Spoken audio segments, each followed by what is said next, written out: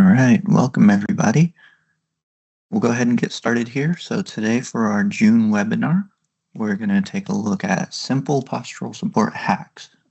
So we're really going to be looking at simple considerations that you can make and suggestions for using different posture supports in a way that would ensure that they're effective for the client. So we'll go ahead and dive in here. As I get going, I do want to take a quick second here to let you guys all know that I am recording this. We are going to make it available on our YouTube page, so keep an eye out there. As soon as we can, we'll get a version of this recording up there. And then if you have any questions or anything, feel free to drop them in the chat or the Q&A, and I'll do my best to answer as I go along. If there's anything left unanswered by the time we close up today, I'll make sure and follow up with you on that as soon as I can. And then all of the slides, the recording, any documents that I might discuss as I go through here, I'll make sure to share that as soon as we're done. So either by the end of today or early tomorrow, you'll have a copy of all of that. And then last thing, if you're new to a Teams webinar, I know we have several in attendance that may not necessarily be English as your native language, so you can translate the slides that you see specifically into a handful of different languages. So up on the toolbar on the top side, you have an ellipses that says more. Under there, you can translate to several different languages. So with that, we'll go ahead and jump into this today. So I'm going to give you a quick review of what some goals of different posture supports should be. We'll jump into a review of different pelvic supports, some general guidelines for using those, and then anterior trunk supports, and again, guidelines for using those.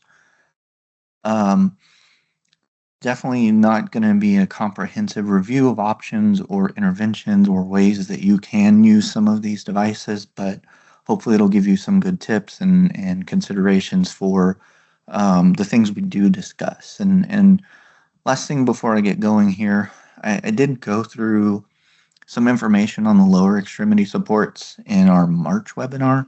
I know it was on the description for this webinar, but just to make room for what we want to cover on the pelvic and trunk supports, if you do have questions or anything like that, you can go review that March webinar, and that recording is on our YouTube page. So we'll go ahead and jump in now. So I'm going to talk about some broad recommendations about posture supports here and considerations as well. So to start that discussion, I do want to take a minute to cover what a posture support is really meant to do in the first place. Now each different device obviously is going to serve a different function.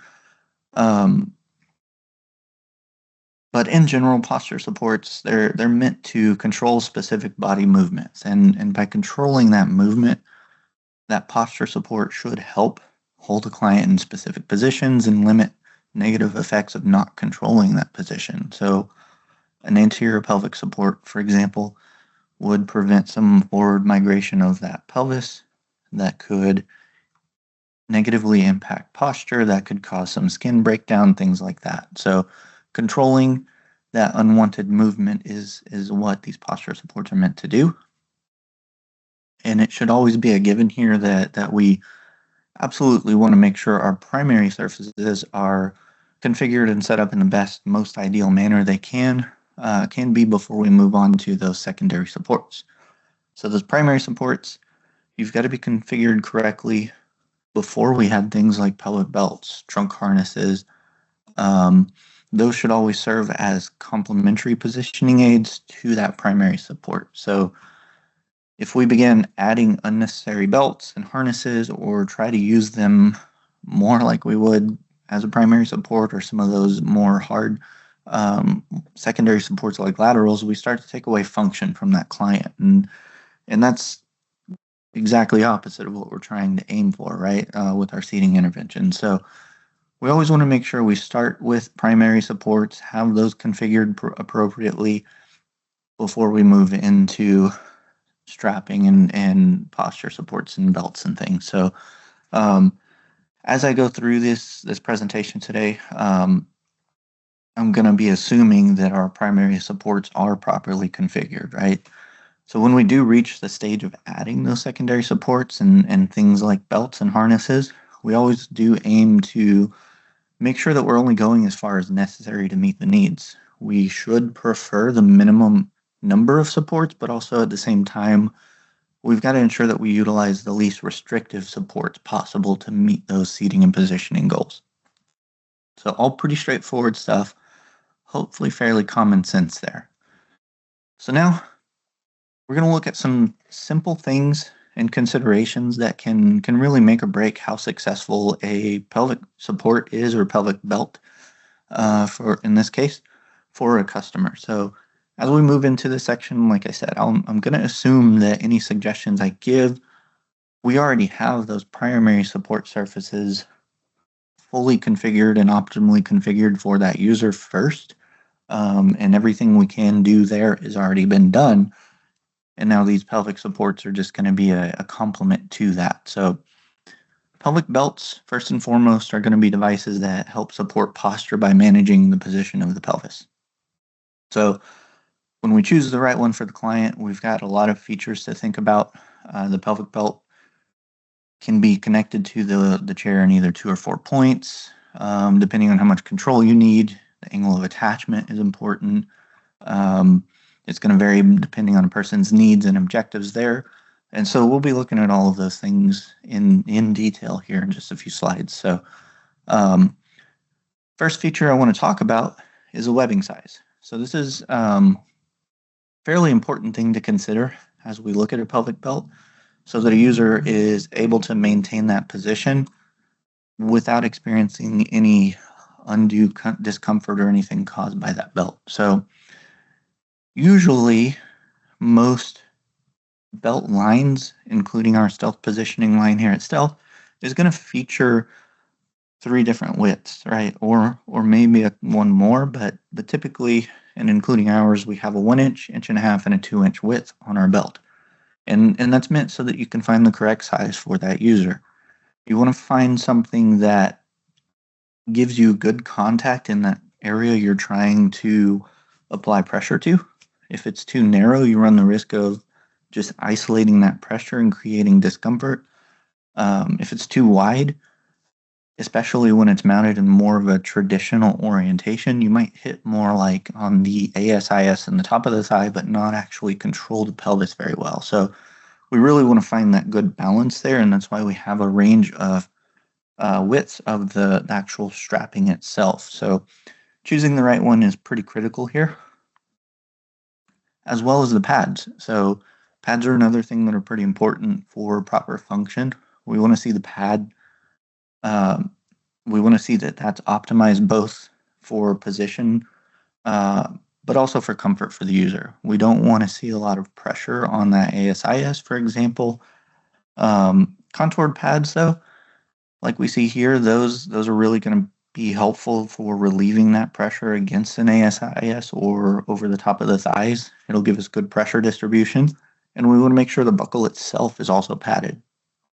So if we look at specifically the stealth positioning pelvic belt line, our buckles always have padding covering the buckle. When the belts and the buckles are all well padded, we also find that caregivers tend to tighten them down better. They're less likely to leave it loose or let it get loose and not deal with it. So having that padding can help ensure that it's always well tightened. So now, buckle style is another consideration that we need to make that could easily make or break success of a pelvic belt. At Stealth, we really do try to keep things simple on this one. So we only have 2 styles to look at. So the first one is going to be a push button, and these are typically going to be considered a more secure option. We do have buckle covers for added security against accidental release, things like that. But in no way, shape, or form is that to say that the buckle covers are meant to turn this into a restraint. I'm going to stay away from that topic. We can spend a whole webinar on that, but The required action here does mean that push-up button buckle may be more difficult for a client to release, especially if they have a little bit more limited dexterity. So it's good for somebody who might need that increased security, or maybe they have a little difficulty with fine motor skills and they can't squeeze the side release that we're talking about. So we do try to use the largest button inside of this buckle as we can so that they've got a good target to find as well. The side release option could be a simpler option for many clients. You just squeeze the sides of the buckle to open it. So it's a good option for clients who need to be transferred or adjusted frequently, clients with good manual dexterity. We don't have a buckle cover for this style, so it is just what you see here. But there's also one more pretty popular one I'm not going to talk about since we don't sell it here at Stealth. It's going to be more like what you see on an airline. It works well with somebody, again, who has poor dexterity and motor control. We don't offer it, so I'm not going to dive into that one too much other than that. So pull direction.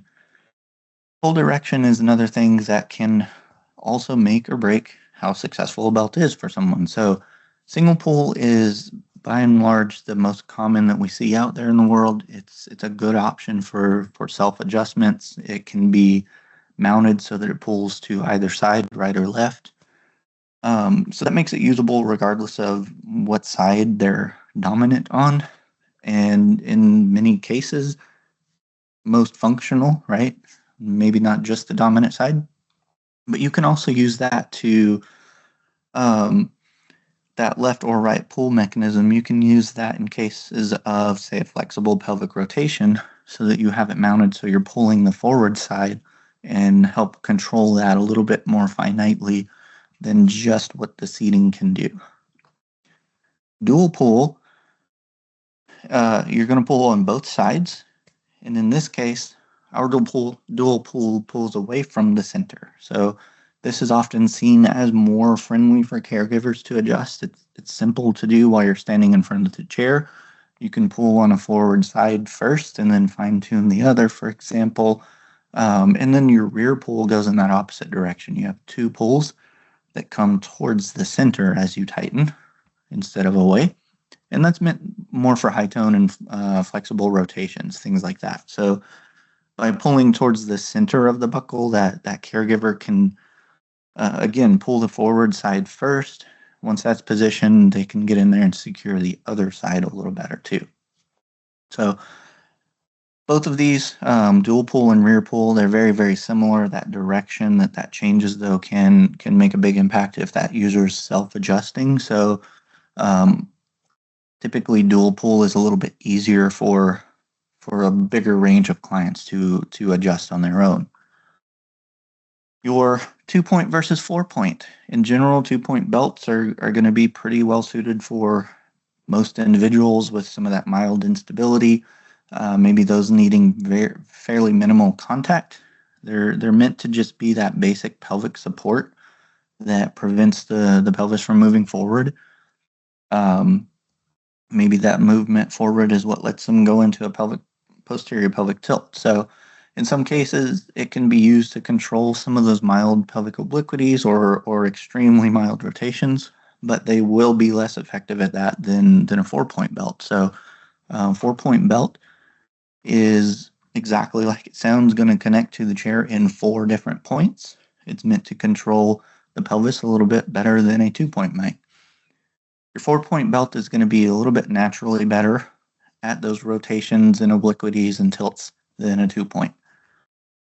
The primary strap here should still do the bulk of the work, while that secondary strap is meant more so to just control placement of the primary more than anything else. It can help keep that primary strap from slipping up and maybe getting into the abdomen rather than going across the pelvis. And those secondary straps can be attached to the belt, as seen here in the picture, with a pad that spans more of that hip joint and spreads the load a little more broadly.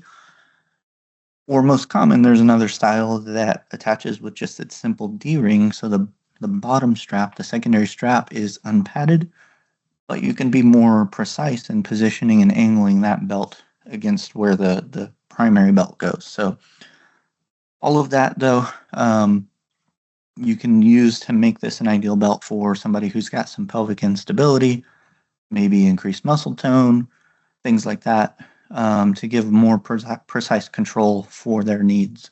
But sometimes we see people, maybe more so on the family side of things, shy away from these because they look more complex than 2-point belts. They tend to be a little bit more expensive in certain funding scenarios as well. So we do see people try and shy away from it, but if the client needs a 4-point belt to meet their needs, then those aren't really very real barriers. So now I do want to go over a couple of common mistakes that we see with pelvic belts.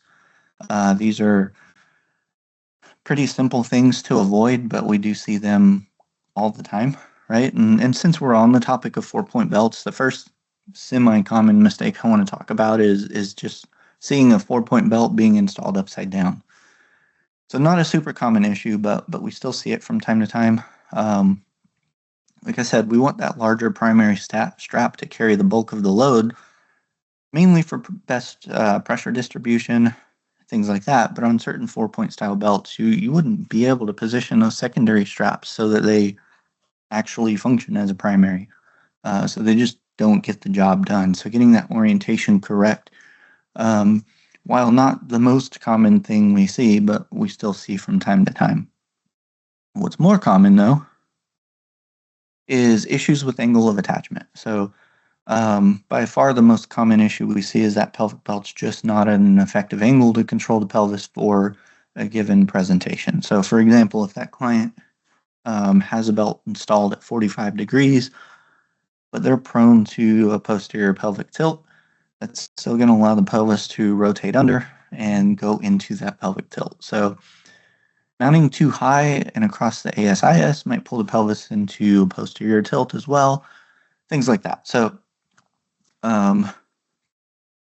when we get into the next few slides, I'll give you kind of some examples of strategies for different pelvic presentations and different ways we can deal with those, specifically with the pelvic belts. But the next one I want to talk about here is a loose pelvic belt. So this is another pretty common sight. We spend all this time getting strapping correct size, get nicely shaped belts for this user. We get everything mounted correctly in the right angles, all of that. But then we see them just super loose and not effective. So that's kind of a problem we fight all the time. When that happens, the belt's just not doing its job. In most cases, we should only have enough room in there to slide a finger or so underneath that belt. We have some cam locks and things like that where you can adjust a thing more finitely than the belt anchors might do, but often we find that caregivers are more likely to tighten the belt fully when we have pads. So it does help, but yeah, these are, like I said, two of the more common mistakes we see that are simple to correct. Now, I did cover the dynamic leg harness in a different webinar, again, that March webinar, so I don't want to go into the weeds here. But for clients who can't necessarily handle pressure or contact across the front of the abdomen, across the front of the pelvis, or maybe those who are sliding forward because of some thrusting issues, the leg harness could be a good option for them. So it's going to attach to the rear of the frame. It wraps up and over the leg, back under the inner thigh, and connects back to the frame. So that direction of pull, once you cinch everything down and tighten it, it's really going to help hold that user back in the chair. It could provide some resistance to pelvic rotation. You can mount those things individually and asymmetric from each other, so that's where we can get that resistance there. But the nice thing here is also you can use it with or without a pelvic belt to help get a little bit better or more precise control for that user. And then the last belt I want to talk about real quick is, the accessories for these belts would that we have that would help you mount them and get everything attached in a proper way. We have the stealth positioning cane clamp. So the cane clamp kit is going to just provide you a simpler way for attaching those belts and posture supports. It gives you a way to mount in different angles without having to drill through the frame necessarily. So you get a clamp that has a 1-inch clamp with 7/8" spacer inside, specifically for round tubing, and then a bolt that securely attaches everything. So it's just going to fit around the tubing. You can slide it into that location that you need. You can have the bolt on the top or bottom side of the tubing, however you need it to fit that need the best. So the second one that we have on the slide here is going to be the cam lock, and the cam lock is effectively securing that strap by clamping onto the webbing. So that one's useful where we have somebody who might need frequent adjustments to the belt length.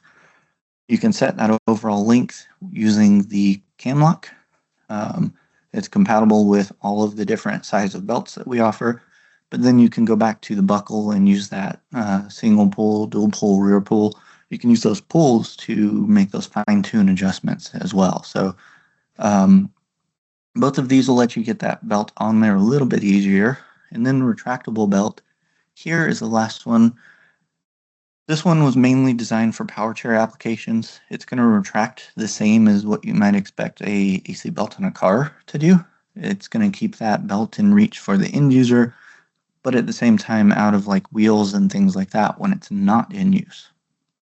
So it's going to mount directly to the seat track and keep it easy to use in the correct angle and all of that, but it only comes in one size right now without padding, and since it doesn't have a way to cinch it down or anything, it's not going to achieve a very aggressive pull, and it might not be ideal for somebody who's needing a lot of correction.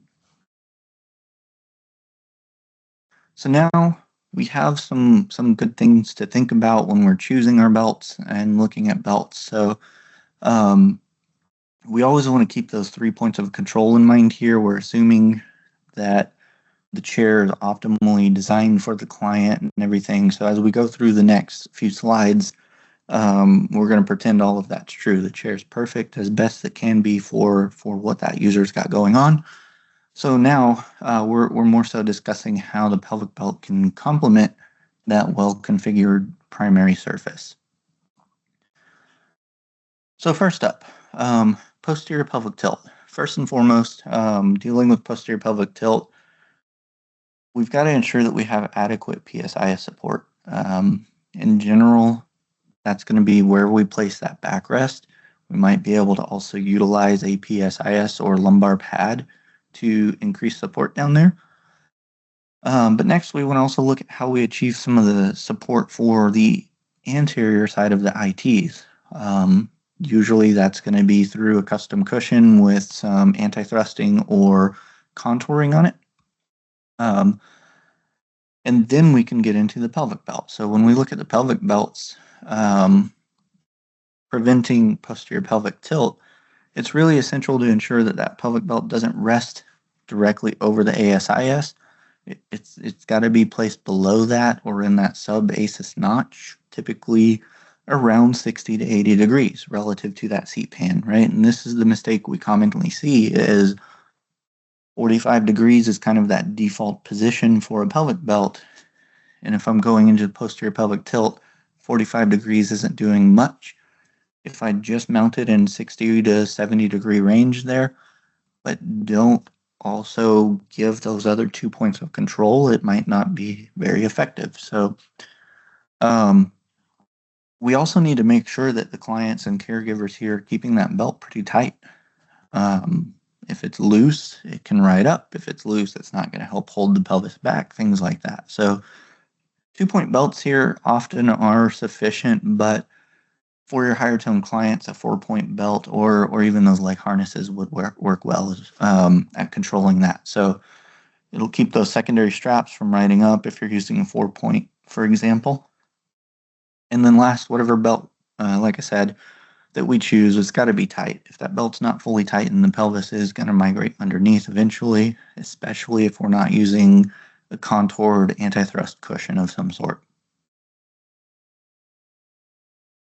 If that individual is struggling with a little bit of trunk control, maybe in the anterior direction, stabilizing the pelvis and preventing it from moving forward can really give you some trunk stability.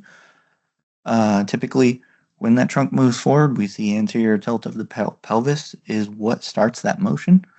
So by controlling the pelvis and avoiding an anterior tilt, we can see a little bit better stability in the trunk. Not to say that that's implying that the trunk can't flex forward, but that we're helping to control that pelvis and not allow it to tilt anteriorly to start that action necessarily. So in cases of of anterior pelvic tilt here, a 4-point belt is recommended. This is really going to allow for a downward pull from the smaller secondary straps when those are going to be positioned in about a 70 to 90 degree range from the person's thigh. And then on the back side, on the primary strap, you get more of a rearward and potentially also downward pull from that primary strap. So that can be set again between 0 and 30 degrees. And it's really important to use that wider primary strap as the main point of force so that it's evenly distributing pressure and applying that force. So again, that's where that mounting upside down might come into play there. So the strap configuration here should effectively prevent that individual from extending upward, but it's also going to keep that pelvis secured against the back support and hopefully avoid that anterior tilt. So this does, however, pretty well immobilize the pelvis. So if you need some of that pelvic movement, this might not be your ideal configuration, but like I said, it does lock in your pelvis pretty well. When we look at a pelvic obliquity, for example, we always want to address a fixed presentation with the seating first. But with flexible presentations, we can use that belt to complement that seating intervention. So a 2-point belt is typically fine here. You can position it much like we saw on that posterior pelvic tilt where it's in that 60 to 90 degree range. And then what's different here is that we would want to make sure we use probably a dual pull or rear pull here so that we can pull the high side down a little bit and help hold that down. So direction of the pull is pretty key here. We can do that with 2-point belts. A 4-point might give you a little bit more control as well.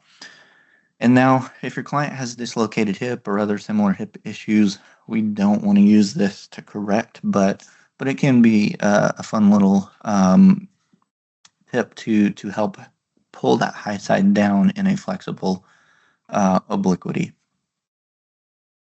And then the last one we'll look at here on the pelvis is a pelvic rotation. We always want to start with a 4-point belt here. We position that primary belt horizontal to 30 degrees across the ASIS, and typically the secondary straps can be anywhere in that like 45 to 90 degree range. They're really trying to keep that belt the primary belt from migrating at this point.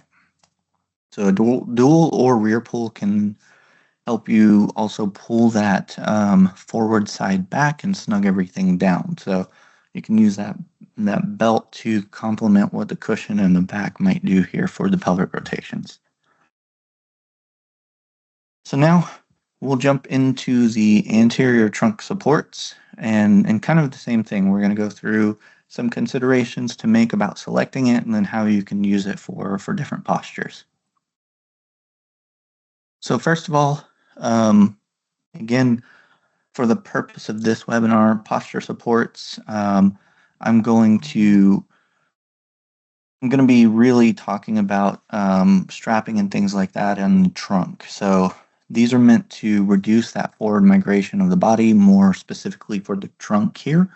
If the trunk is held in a more neutral position over the pelvis, the shoulders, the head, all of that is easier to keep in line. So there's a lot of different shapes and styles we'll talk about We're going to look at a few of them here, but before I do, I always want to make sure that we talk about using an anterior trunk support with a pelvic belt. It's essential to use that pelvic belt to secure the pelvis in the cushion and avoid any complications from various different chest supports or trunk supports affecting breathing or anything like that if the pelvis might shift forward. So as I go through here, again, we're assuming that the seating is well configured. So we're going to start with the anterior posture support or chest harness. Just like I mentioned on the last slide, they're meant to improve the overall alignment, which can in turn improve upper body mobility and function. So they're sometimes necessary for maintaining the upright trunk or head, for functional use of the arms, things like that. Sometimes even feeding or breathing for individuals who might pull or fall forward. So they do provide some pretty firm pressure on the sternum and promote contact of the whole thoracic and lumbar spine with that back support is kind of the purpose there. So there are a few styles to do that with. So this harness, you've got several shapes to choose from. Here at Stealth, we've got two styles, the classic and the contoured. Almost everybody who has a version of a chest harness has their own version of these two styles. So the classic style here is going to spread that contact surface more broadly across the chest. The contoured style has more of a tapered section in the middle. Historically, it was often thought of as more of a female style, but it works very well for somebody who maybe needs smaller contact on that support surface. Maybe it's for clearance for a G-tube or for avoiding contact on a sensitive area, maybe.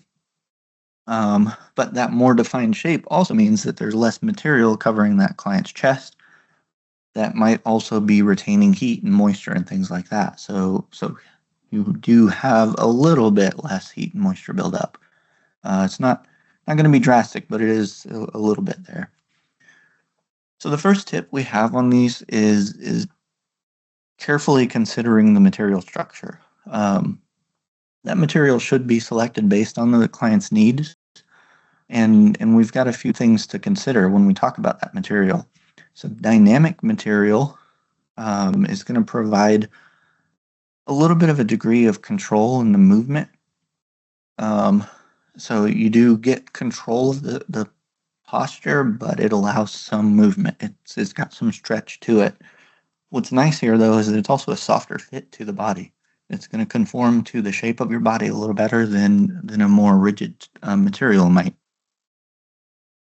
So our structured material is more resistant to, say, a high tone, but it's also going to aid in the maintenance and correction of posture, right? It's not going to stretch like a dynamic material will, but it still gives you a fair bit of movement compared to some materials out there. So while we're considering how stretchy essentially this material is, we also want to consider breathability. It's another very important consideration to make. Right here in Texas, for sure, we need a material that's not going to trap a ton of heat and moisture buildup. So both the dynamic and the stretchy materials here at Stealth, the dynamic stretchy material or the structured non-stretch versions, there we go, use a breathable material. We do use a proprietary material. It's got a unique cell design that does allow for some air circulation and for some of that heat and moisture to dissipate. So hopefully your client will be a little cooler and drier there, give them a more comfortable experience. I know others out there use like an air mesh and things like that. So making sure they have something that doesn't overheat them just by sitting in it is pretty helpful. Vinyl material is going to give you a waterproof, easy to clean surface. So somebody who might need a wipeable surface or something that's stain resistant, vinyl is your great choice. Now we do use a proprietary material again here, like we discussed earlier, but then we apply a vinyl to that. And that means we still get a degree of stretch and conformance to the client's shape here. And we found that there's some out there that they just essentially take like a sheet of Naugahyde and stamp out the shape. And that stuff doesn't stretch at all. It doesn't really conform to your shape very well, stuff like that. And that's going to put extra stress on certain areas of the body. It works very well to trap heat and moisture and things like that. So we do try very hard to avoid that with our vinyl material. So choosing a vinyl material that works for your client instead of against them is pretty important there. And then a zippered front. The zipper front is just going to have a zipper running right down the front center of the harness, and that's really meant to allow for easier transfers and adjustments. Often it's easier for a caregiver to remove that style since everything's right up front and accessible. Here at Stealth, we do use an open or exposed zipper. We found that when the zipper gets enclosed with that small flap, while they do look better, those flaps tend to work as like food and debris traps, and it makes that zipper pretty tough to use, pretty tough to clean out when that stuff does get trapped in there. So we do use an open one, and as far as in the zipper world, we use a like fairly low tooth count so that it's simple to clean. So you can clear it with like an old toothbrush or something and make sure there's not food and stuff trapped in there. So any posture support that's going to cross the user's chest should be positioned at a safe distance from that user's neck.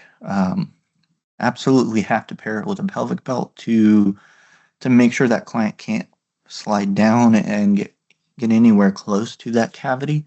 But having such a deep cavity here, it could also help address some of the perception by a lot of families, therapists, and caregivers, things like that the types of products we're talking about here could be choking hazards. So we always want to make sure that the clients and caregivers position that lower half of the harness first, get that snug and all the way down where it needs to be before going to town on those upper straps and potentially pulling that harness upward.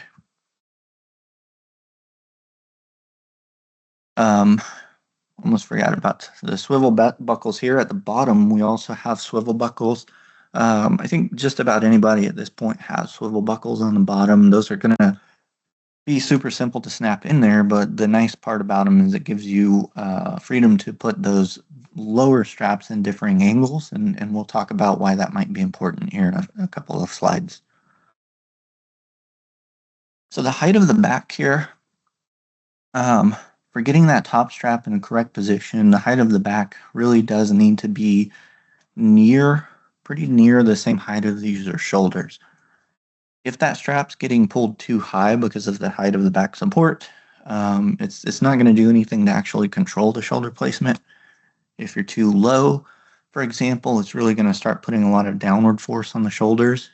And so ideally, straps here are like 0 degrees or horizontal with a range of about plus or minus 20 degrees for effectiveness. So strap risers are a great option here that you can use to help keep the straps from pulling on the trunk, help keep them positioned in the right height and in that vertical horizontal or near horizontal position.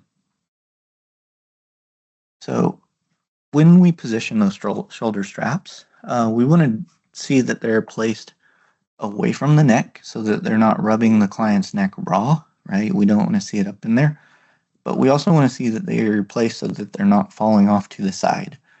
Ideally, they'll sit somewhere in the middle-ish of the shoulder, over the top of that shoulder.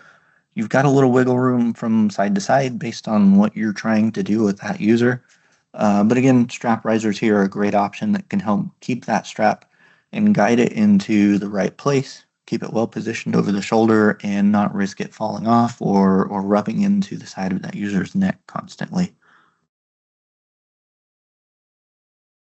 Now, when we choose that mounting location, though, we also want to try and find the position that would maximize the pressure distribution. We want to avoid mounting it so one side of each of the pad is digging into the client. where maybe the other half of that pad is hardly contacting. So as you can see here in this image, when we get it in the correct orientation, it meant mounting it at an angle rather than straight down behind the shoulder. This guy's got some pretty contoured shoulders here, right? So we want to make sure everything's contacting at the same angle as that shoulder so we're not digging into them, is kind of the short summary there. So there are usually also a couple of pull styles to choose from and consider here. Essentially, the caregivers can tighten those top straps either by pulling from the front of the chair or from the rear of the chair. Abby here, it's kind of tough to see, but she's using the rear pull style. So you would tighten by pulling from the rear, you pull away. With all of the discussion we're having here on the top strap, it is important not to overlook the bottom strap. So placement of that lower strap and the angle of those lower straps, it does affect pressure distribution and therefore the client positioning, right? So just like pelvic belts, 45 degrees is often a good starting point. But then you can move it a little higher or lower based on how you need that force to be applied against the client. So you can move a little higher to more or less grab those ribs a little bit better, increase contact there, or bring it down lower to decrease contact on the lower ribs. But it's important here we find that correct angle that still achieves our positioning goals, but also really optimizes the load against the body. So we often talk about the top strap, but it is pretty important that we don't forget about the bottom strap, and this is why we have that swivel buckle on that bottom location. To get those straps placed correctly, especially the top strap, we do use here at Stealth a raised belt anchor. It's a small thing, but it's super helpful when you're trying to adjust things. That anchor has a raised section, so you can make adjustments to strap length without having to unbolt anything. You've got 3 slots you can wind it through to secure it, that strap through the belt anchor and have it lock in on itself. And then the Stealth Cam Lock we talked about a few minutes ago here, it works well with all of our posture supports as well. And we have the correct size for both pelvic belts and posture supports. So it gives you just another method to adjust that strap length without having to use tools. Now backpack straps are the next style anterior posture support we'll talk about. They are a little bit different than the chest harnesses we just looked through. These are just 2 padded straps that are meant to provide some more targeted shoulder retraction and help extend that trunk. So these are great for, say, accommodating maybe an asymmetric posture. You can mount these 2 independently from each other and asymmetric from each other. You can use just 1 strap. And because they don't cross over the chest, they only cross over the shoulders, there's a lot more room for heat and moisture to escape from the client. You have plenty of room for G&J tubes. And for those users who still, we've got good pelvic belts, we've got good equipment, but they're still finding themselves sliding down in the chair. When we use the backpack strap, we have no risk of that strap finding its way into a user's throat. So lots of fun uses here with this. Now the H harness is pretty similar to a backpack strap, but it's going to give you kind of the same thing, right? An anterior harness that gives you some targeted shoulder retraction. The most obvious difference here, though, is that horizontal strap, which connects the two sides. It's really meant to help adjust and control that shoulder strap placement and make sure we have optimal pressure distribution and stability for the client. So the side release buckle here is easy to remove for transfers and things like that. It's up front, it's center, easy to get to. The other, though less obvious difference here is the shape of the pads. So because this harness should be placed a little lower on the clients compared to the backpack strap, those pads really need to be more ergonomically shaped so that they really conform to them. equalize the pressure and support and everything like that. So because of this shape, we do see a lot of clients use the H harness more as a like minimalist alternative to a traditional chest harness. Now, Y straps are designed to address a flexible shoulder rotation or to derotate that trunk. Backpack straps and H harnesses can be effective at limiting some trunk rotation, but if they don't get the job done, the Y straps are a great choice here. You also get the added benefit of that when you only use one side or they only need one side of retraction, the other side doesn't have a strap there that could potentially limit range of motion on that shoulder or arm. So one of the things here is application of this strap is commonly slightly off, which really hinders its effectiveness. So it really should be positioned around that shoulder joint to apply a force above and below the shoulder. Because of that, getting that line of pull and placement is pretty essential. There's almost like a pocket in or near that glenohumeral joint that your Y will fit into. It's kind of towards the end of the clavicle and down towards your armpit. If you can get in that pocket, it shouldn't be digging into the shoulder, but you can still derotate, right? But now if the angle is also off, it can start pulling more of an upward direction, which doesn't really help to derotate. So getting all of those angles and placements right are key to having an effective Y strap. But once everything is right, it is still also important to tighten down in the proper sequence. We want to make sure we use those top portions of that strap to draw that forward shoulder back before we start tugging that strap away the other direction. So this one is one where it's very, very effective, but it has plenty of ways you can get it wrong really quickly. So chest straps. Chest straps support the front of the chest without crossing over the shoulders. So that stops that forward movement of the trunk, but that trunk is still free to go into some flexion above the strap. So I know this video clip here, it's pretty tough to actually see the strap in such a quick clip, but I thought it was a good one to show an effective use of that trunk support there. So maybe a little startling of a video to see for a chest strap, but it does a good job, right? He's not just rolling out of this chair. So there are rigid materials and dynamic materials here. Those dynamic materials may allow for some movement forward, but then in the return, it can help pull that client back into upright. For somebody with a little bit more weak or unstable trunk, that could be a very simple but effective way to increase how far they can reach. But generally, this is going to be for a client who requires pretty minimal contact and support to prevent them from falling or leaning forward. And maybe it's just a client who, once they do lean forward, can't return on their own. So also pretty beneficial or maybe even necessary sometimes for occupied transit or driving over rough terrain and say like a power chair can help hold that client in position. So at Stealth, we have two styles here. First is the belt anchor style. This one, you have two side releases on either end of the pad with some pulls, right? Some D-rings that you can pull away on either side as well. So these are pretty simple for caregivers, but maybe not so much for the client. They're kind of in a tough position to reach often. So the padding here is a little bit more broadly applied than in the next one we'll look at, but it's pretty consistent in placement. Unless you mess with those pulls, you know you're generally getting the same tension every time.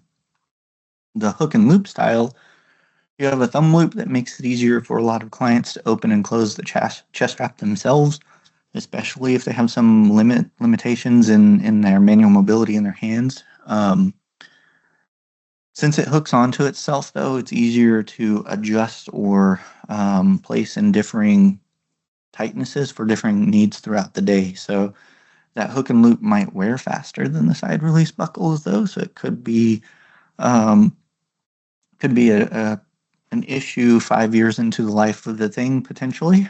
But for some clients too, it could that noise of the hook and loop peeling against itself all the time when you open and close it, it might be too noisy for some people. So side release is good for maximum security, placement of everything, consistency of placement, and then hook and loop is better and easier for ease of use, especially when you have limited hand function.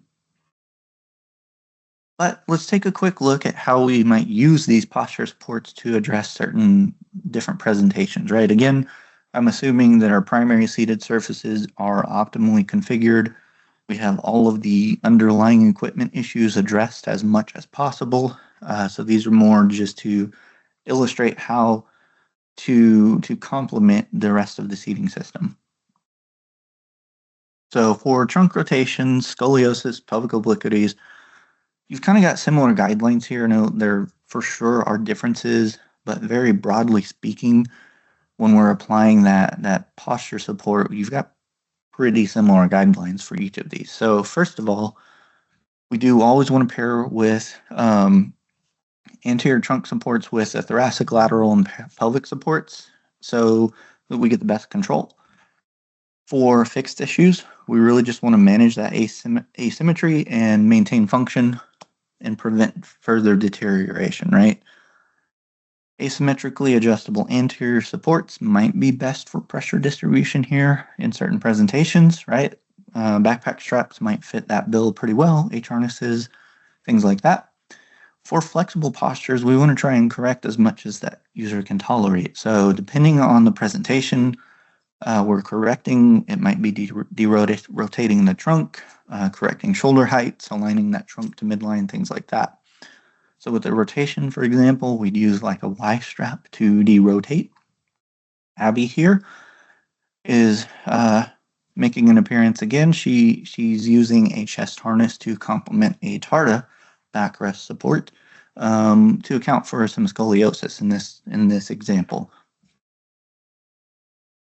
As with the other presentations, the objectives for posture support in the case of a trunk kyphosis can be categorized in two main approaches, right? Based on fixed or flexible postures. For fixed postures, we really want to focus on maintaining that body in its current position, enhance functionality, minimize the risk of developing further deformities, right? On the other hand, when we look at flexible, we can use that anterior trunk support to encourage, hopefully, the maximum extension of the trunk and retract the scapula. So that approach should hopefully help to reduce the severity of the kyphosis, but then also promote a little bit more proper alignment between the trunk and the pelvis. If we have that, we have better head control, just enhancing overall posture and stability. So to do that, though, we may be looking at chest straps, shoulder straps like backpack straps or H harnesses, shoulder retractors, chest harnesses, all of that. So all kinds of options to deal with that. Now, looking at somebody with trunk lordosis, the goals when addressing a fixed are to preserve existing posture of the body, improve overall functionality, and prevent further deformities, right? Starting to sound pretty familiar, right? So when we look at that flexible posture, the focus, though, is on increasing and improving the contact with the back support. And hopefully that would reduce the degree of the lordosis, hopefully encourage a bit of posterior pelvic tilt, and achieve more of a neutral pelvic alignment with the trunk, having everything correctly positioned right above the pelvis, right? So reducing shoulder retraction here is pretty essential to enhancing that overall function, having upper arm mobility and things like that. One thing we really have to watch out for with lordosis, though, is hip range of motion, right? If they're into that anterior pelvic tilt and going into lordosis because of tight hip flexors or something to that effect, we don't want to overcorrect limited hip range of motions. And then last thing real quick is when a client has trunk instability, we can use that posture support to stabilize them against the back support and laterals. As always, we're aiming for a nice neutral position here, everything in alignment so they don't fall forward or to the side. Again, maybe this harness is actually helping to return them to a neutral if they do come to that forward position. But while providing support, we've got to ensure that that seating system really doesn't affect or restrict their ability to move, to reach, to engage in functional activities and things like that. So considering that material option and placement of that pad is pretty important. So before I open the floor to questions, I do want to remind everybody, I'll send out a PDF copy of this presentation to everybody who joined us. I'll send that to the email that we use to register for it. And that email will also include 2 links, right? One for a CEC quiz for anybody who wants that, and then just a general survey about today's webinar. I want to make sure it's worth your time and that you are getting something out of these webinars. So if there's anything we can improve on next month, we'll try to do that for you. We will make the recording available on demand on our YouTube page as soon as we can. Hopefully it'll be within a week or so, but it will go online as soon as possible there. So with that though, but that is everything I do have for you today. So I appreciate your time, everybody.